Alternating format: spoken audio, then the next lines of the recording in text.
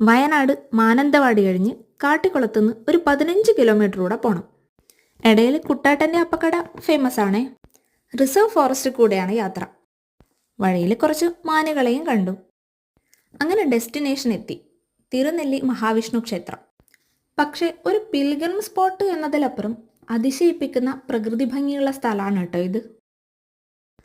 Adventure ട്രിപ്പിന് പറ്റിയ Brahmagiri trekking ഇവിടെ നിന്ന് ഏകദേശം 7 കിലോമീറ്ററേ ഉള്ളൂ. ഇവിടെ നിന്ന പാപനാശിനി നദിയുടെ ശബ്ദം കേൾക്കാം.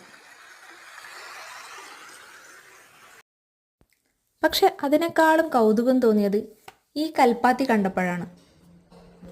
ഏകദേശം 1 കിലോമീറ്റർ ദൂരത്ത് നിന്നും അമ്പലത്തിലേക്ക് വെള്ളം എത്തിച്ചിരുന്ന പണ്ടത്തെ എഞ്ചിനീയറിംഗ് വർക്ക്. സന്ധ്യ ആയപ്പോഴേക്കും മടങ്ങി. വഴിക്ക് ആനയോ മറ്റോ കണ്ടാലോ? എവിടെ, ആനയുമില്ല ചേനയുമില്ല.